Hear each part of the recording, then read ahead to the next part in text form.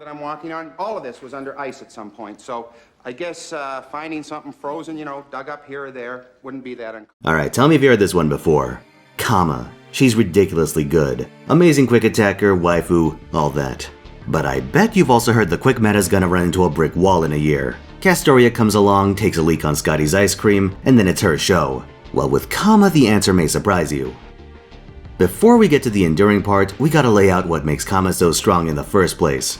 Our prime suspect is skill 3, Mara Papias. 50% batteries are some of the most prized abilities in FGO. Unless you have a crippling weakness like low rarity caster damage or being Tristan, having one instantly makes you relevant.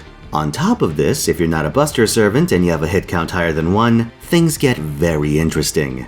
Kama has a colossal 10 hits on her quick noble phantasm, and as you might imagine, this makes her exceptionally interesting. Speaking of her noble phantasm, Samsara Kama is a single target quick attack with a high chance to charm. It also has a quick multi-turn buff tied to overcharge. Combined with that hit count, this makes Kama an excellent looper because consecutive NPs get stronger and they get more chargeback each time. That charm I mentioned is quite strong too. It has a base 80% chance to proc, and since Kama's the universal lover, no one's safe. Well, except her. Kama has passive charm immunity. If memory serves, she's the only servant to have this property. Some servants have active skills and First Asan has 100% resistance, but in Fate Grand Order, 100% isn't always enough, something NA plugsuit users had to put up with for a while. Sometimes enemies come at you with 500% chance debuffs, and in this situation, blanket immunity is where it's at. But aside from Kama, you more or less have free reign to charm whoever you please. Since Kama has high looping potential, it's shockingly easy to set up charm locks on isolated enemies. And here's another property of skill 3. It's an AoE charm resistance reducer, so throw that into the mix. Dude, Mara Papias is absolutely out of control, because wait, there's more. It gives her crit damage and most notably, class advantage against alter egos for 3 turns. Real class advantage, dealing double damage, taking half in return. As of this recording, no one else in the game can do this. Alter egos have some very strange class interactions in that no class, by default, deals double damage to them. Berserkers have their usual 1.5 multiplier, but if you've ever fought Passionate with someone like Kentoki, you know that's a dangerous game and they're liable to explode from a stray crit. Kama, on the other hand, can pop Mara Papias and wail on them for 3 turns. That aligns neatly with the sustainable length of most quick loops. Now there is a drawback. Kama is, at the end of the day, an assassin. If that buff expires, or God forbid gets purged, she takes 50% extra damage from those same alter egos. It can be a risky game, though in my experience, it's an equation that usually favors Kama. It helps that when alter egos show up, they tend to be boss enemies, playing into Kama's single target niche. And speaking of which, there is a major alter ego fight coming up in the arts meta, and Kama is still, by far, the best servant for the job. Funny part is I couldn't find a good Skadi on my friends list, so I just took a Castoria and I found out something kinda terrifying. Missing the second Skadi did not have a catastrophic negative effect on Kama's reliability. Yeah, the arts buff doesn't do much for Kama, but NP gain and 50% charge were enough to keep the train rolling. I can't show you this fight by the way since it's a Lost Belt spoiler. What I'm getting at is that a lot of quick servants are just mediocre beatsticks without Skadi. Kama though, has enough power in her own kit to survive meta changes. Her other skills aren't quite as ridiculous, but they've got their applications. Blessing of the Goddess is a targeted overcharge buff and 4k heal, with the drawback that it reduces the target's max health by 1k. You typically put it on Kama since Gate of Sky doesn't have a relevant overcharge effect. You know what does though? Round of fucking Avalon. Overcharge on that gets you an extra stack of Solemn Defense, an invuln buff that ignores invuln pierce. So again, Castoria synergy of all things.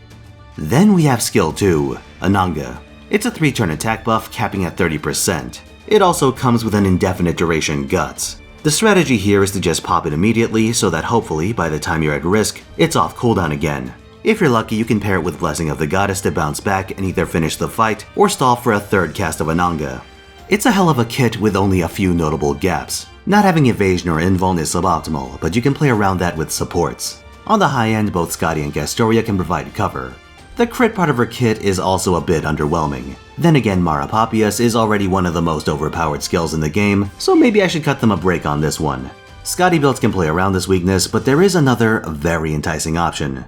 Caster Limbo becomes summonable down the road, and he has some pretty extraordinary abilities. He has an attack buff and a crit buff, both multi-turn. Each tags evil aligned allies, 50% crit damage and 20% attack. They also tag chaotic allies for the same amount. As a chaotic evil servant, Kama double dips. Because of her own kit, you aren't necessarily married to Fragment of 2004 as your mystic code. If you run a plug suit instead, you can have Limbo in your Skadi setup, which gives you an apocalyptic amount of face card damage, enough to annihilate anything you can get a quick card on. If you want to ride or die with Kama and you want to wean yourself off double Skadi, he's definitely worth a look.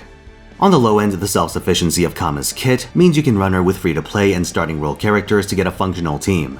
For instance, Steno is an assassin with a doubling attack buff for divine allies. Her upgraded NP has a buff purge that can remove troublesome obstacles for Kama's own NP. Anderson gives crit damage stars and passive NP generation on top of his assorted NP buffs. Helena is a generic and not terribly interesting support, but one that has a lot of early power for building your account. Then there's welfare servant Kichi Hogan, who's an AoE quick assassin with party support options, including some meter, NP gain, attack, and star absorption. Between these two extremes is Wu Zetian, and while I generally avoid running Kama in double single target attacker setups, Wu provides enough party utility to make up for the weaknesses of that particular strategy. For the bells and whistles, let's talk craft essences and command codes. In the former category, you can exploit K-Scope, Holy Knight's Supper, Golden Sumo, or Knights of Marines for starting charge. Since she has her own battery and heal, Kama can run Black Grail for huge NPs with pretty much no drawback. She doesn't play nice with Kiara, but you can stick Devilish Bodhisattva on her for starting charge and additional overcharge. That way you can bully her and be efficient at the same time. For utility, consider Decapitating Bunny and Sweet Crystal, as they let you get around Kama's weakness to evade and invulnerability type defenses. On the command code side, Love Hunter and excellently crafted Thin Blade provide similar anti-mitigation effects. Kama may also benefit from crit damage codes to compensate for her general lack of steroids on that front. Red Gem Lady's Command Seal and Inexistent Phantasmal Horse, for example. Ironically, one of the most potent command codes for Kama is Parvati's, Spear of Love, Action, and Wisdom. It increases damage against charmed enemies, and Kama is quite good at inflicting that status.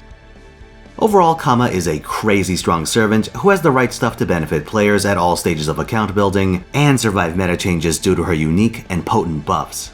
I can't emphasize just how nuts Mara Papias is. It's the pillar of Kama's kit, and it might be the most value I've seen packed into a single skill with no drawback.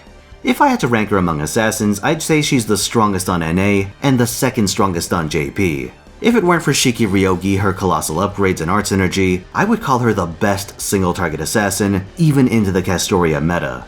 And the funniest thing is that against consecutive bronze non-servants, Kama might still loop better because instant kill sucks. That's all just in terms of assassin functions, you know, roughing up riders. When it comes to killing alter egos, there is no substitute. You roll the dice with Berserkers, or meme with mysterious Gourmet M. That's your alternative. So with that in mind, I'd put a high premium on Kama. She comes back next year with the Oku rerun, and once you budget for Castoria, think about it. She pays big dividends. And that's all. Holy shit, this one took a while. Shout out to Kama Gang in general, and Chemist in particular, for picking this as a stream goal. It's why I decided to put the extra stank on it to make it special. Let me know what you guys think about the new video structure, title, and whatnot. I try to make it flow a bit better than usual, but we'll have to see if that panned out. Anyway, like if you enjoyed this video, subscribe for more, and come watch me on Twitch where I stream every weekend, 3 PM Pacific time, Friday through Sunday. See you there.